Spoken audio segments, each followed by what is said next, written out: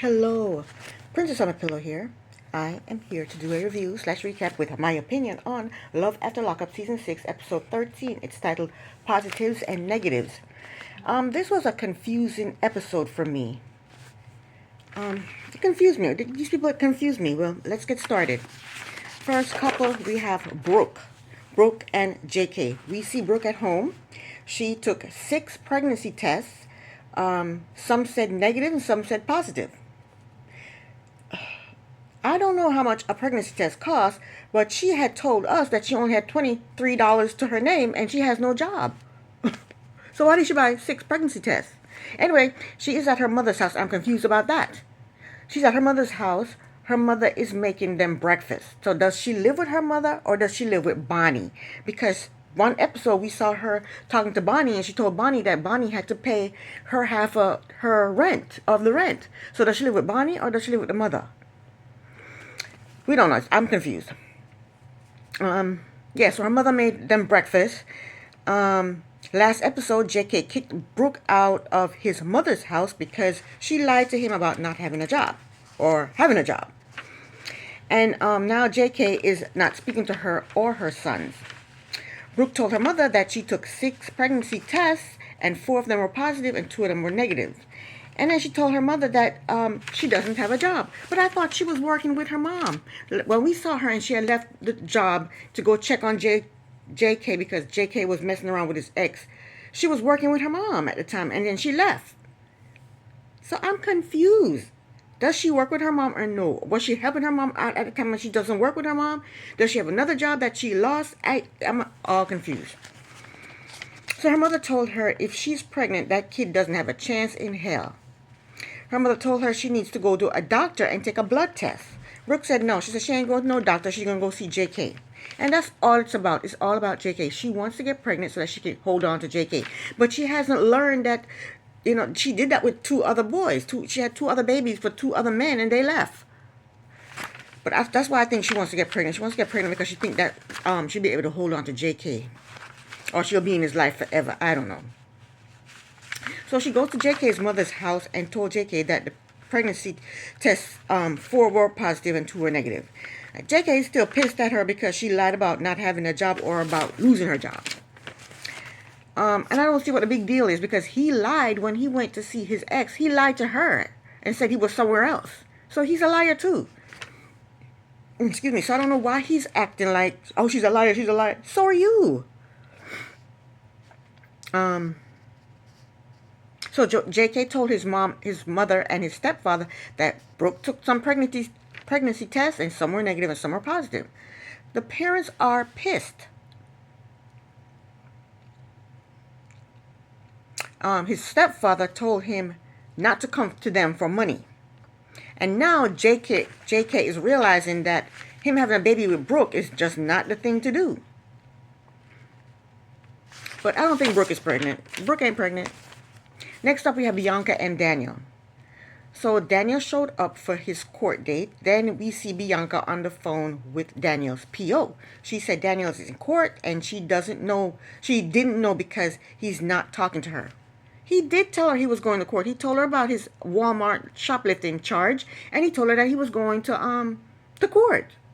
But she told PO, I don't know where he is. He didn't tell me where he was going. I don't know that he's in court. He did tell. I'm so confused. He did tell her. I don't know. Anyway, after when she got off the phone with the PO, Bianca told the producer that Daniel is not coming back, and she told them to quit filming her. She removed her mic and took off in her car. And next, Bianca agreed to start filming again, and she's at her apartment. Daniel called her and told her that court went well. He said he got 80 hours of community service and he has to pay $50 in restitution. She said, okay. He told her she sounded like she has resting bitch face. That's how she always looks. She always have RBF. She told him that she is upset and she's upset because his PO called her. Daniel told her since it's a long drive back, he's not coming back tonight. He's going to stay at a hotel. Then he asked her, what did the PO say? And now we realize why she was so upset. Bianca told him that his PO said that she does not think it's safe for them to live together, and she is probably going to pull Danielle out of their living situation. Bianca thinks that Daniel is bitching to his PO about her, and that's why the PO don't want them living together. Daniel told her not to worry about it. He's not going to leave her. That's what he told her. But Bianca thinks Daniel is being shady.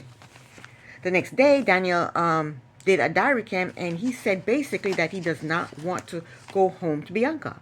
He said she called him, but he did not want to talk to her, and he just wanted to enjoy his time away from her. He said he's not looking forward to seeing her. He said he thinks it's going to get messy when he does see her. And I think he's with her for her money. Because if the relationship is this bad that you don't even want to go home, you don't want to talk to her, why are you with her? Leave then. So we see Bianca at home trying to assemble furniture. She said her and Daniel had a huge fight. She said Daniel did not come home yesterday. So he didn't come home that night, and he didn't come home all that day. That's what I'm assuming. So he must have stayed out all night and all day the following day. I guess. I don't know. This episode is just confusing to me. She also said he is not communicating with her. Daniel said she keeps calling and texting him, wanting to know where he is and what he's doing. Daniel said he just wants space. He got a call from his friend, and his friend told him to meet him and some other friends at a bar. So that's what he did. He went to the bar to meet his friends. When he got to the bar, he told his friends how clingy Bianca is and how they're always fighting. While he's telling them this, Bianca calls, and he ignores the call. Daniel said he doesn't need a babysitter, and it looked like he was about to order a drink.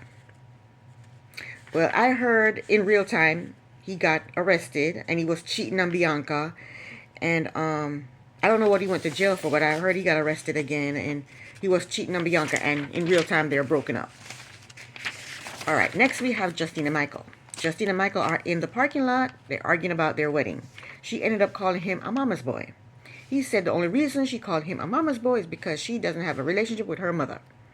And then he walked off. That's what he told her, and walked off. Justine told a producer that the wedding is off and to quit filming her.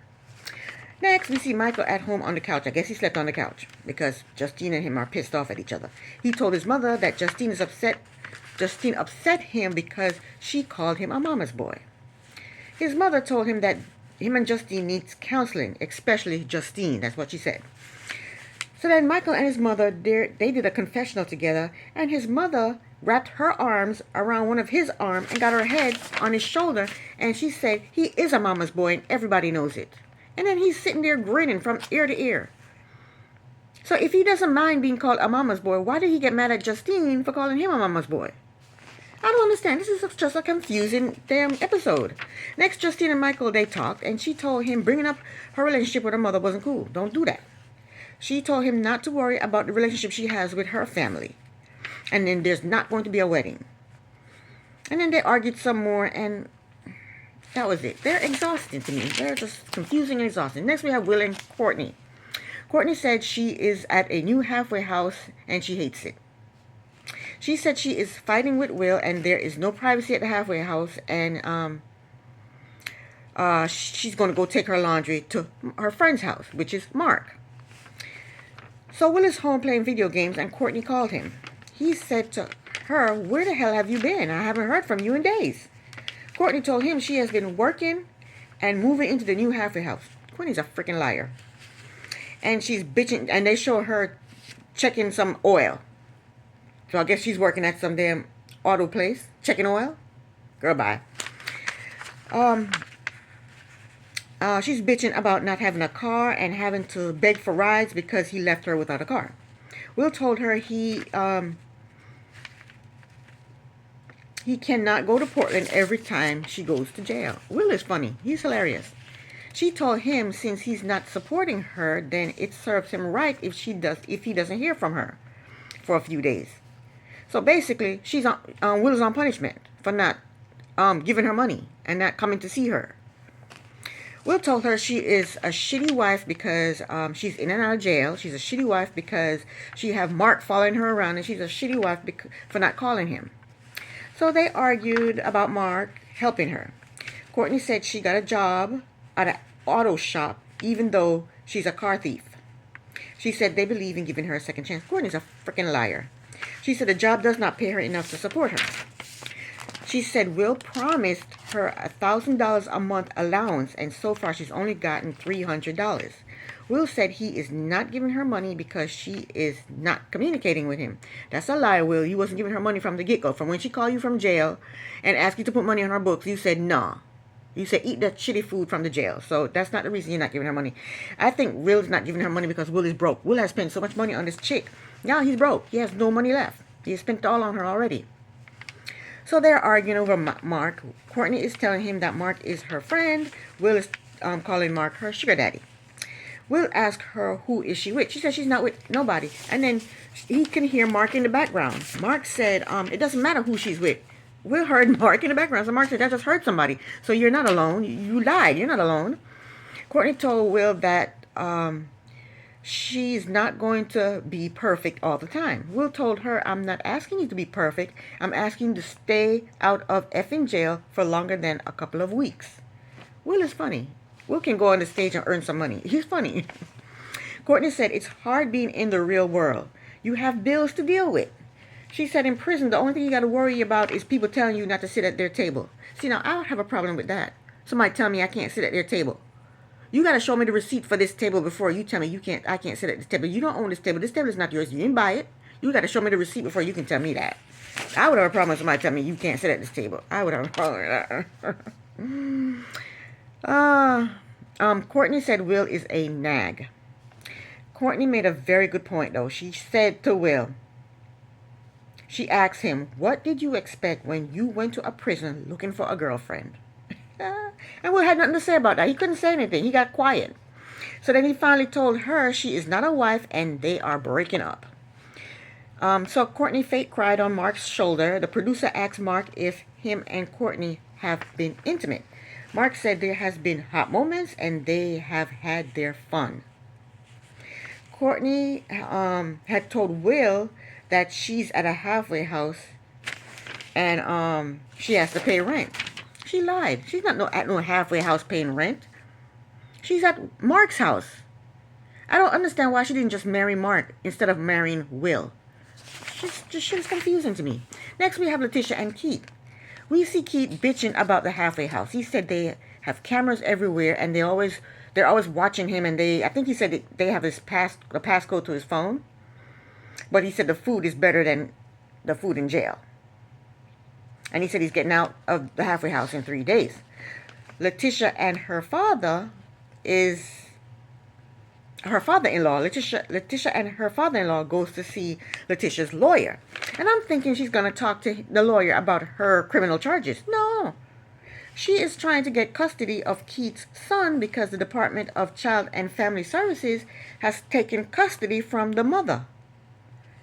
How are they going to get custody when Keith is fresh out of jail and Letitia, has criminal charges against her?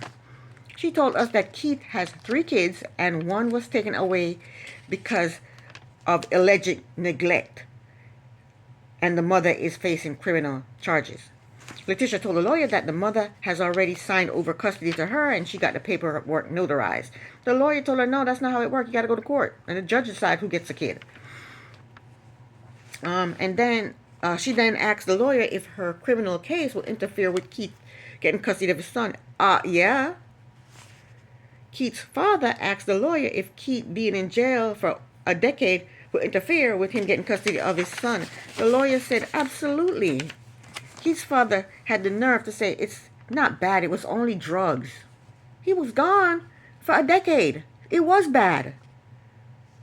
The lawyer told him when drugs is involved, there's issue of violence and the police raiding the house. Then the lawyer told them straight up, if Keith did not go to prison, his son would not be in this predicament.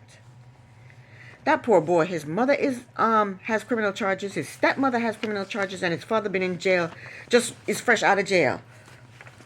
after 11 years, 10, 11 years.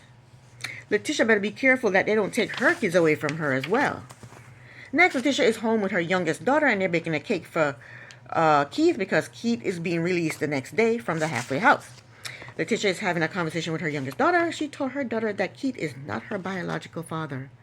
The daughter said she thought Keith was her biological father. So that means Letitia did tell that child that Keith was, at some point in time, she did tell that child that Keith was her biological father. Oh my gosh, that was crazy to me. This is the craziest episode. The next day, Letitia picked Keith up from the halfway house. They go to a restaurant where all the friends and family are. And Keith said, where he's from, it's normal to see people go in and out of jail. He said his brother, I think he said his brother is in prison or was in prison. He said his father was in prison. And he said his priority is getting custody of his son. Well, good luck on that, Keith, because I don't know what's going to happen with that. You know, your wife is, I heard she went to jail. She was arrested. I don't know what happened to her. I can't remember what happened to her. But last but not least, we have Zaria and Troy. They are back. Zaria is 32 years old. She is an executive director and a substitute teacher. Whose kids are she teaching? Troy is 30 years old. He was in jail for criminal possession of a weapon and attempted robbery. He has been out of jail for several months. They are home with Zaria's son, decorating for Christmas. They are one big happy family. We saw a clip of Troy re-proposing to Zaria. Troy said he started a floor waxing business and they are good financially. Zaria said they have a new lake house and they are happy. Troy said on Zaria's side of the family, everyone loves him, but on his side of the family, not so much. Zaria said she has beef with Troy's mother, Karen. Zaria said Troy's mother is cut off. Zaria and Troy are in an interview. Troy's mother called him and he walked away to take the call. His mother said she has something to tell him about Zaria. He told her that she's always starting mess and he hung up on her. Troy said his baby mama wants him to spend time with his daughter, but only him and the daughter. He doesn't want Zaria with the daughter. And Troy said he can't do that because he has a family now. He needs to go to court to get some kind of custody of his daughter. Maybe see her on a schedule every other weekend or something like that, and pay child support, because I bet he's not paying no child support. He's good financially, right? He said he's good financially, so he should be able to pay some child support, because I'm pretty sure when he was in jail, he wasn't paying no child support. So he needs to go to court and get on a schedule where he can see his daughter and pay child support. That's what he needs to do. So while they're decorating the house, Troy's sister called him and told him that he needs to come back to Buffalo ASAP because his younger brother Vaughn needs him. She said his brother Vaughn is out of control. Troy's like, well, how can I help? What can I do? I mean, what can I do to help? But he's not gonna listen to me, And his sister said, yes, he'll listen to you more than he'll listen to me. And she said he needs his big brother. So Troy told her that this is my first Christmas. This is said, I need you to come home right now. And then she hung up on him. And Troy feels like shit because he wants to be there for his little brother, but if he leaves Zaria, she'll lose her shit. So he's stressed out. So next, we see Troy. He's all worried. He told us that he tried to call his little brother but got no answer. So he packed his bag and told Zaria that he's going to go see his brother. And Zaria wants to go with him, but he told her no.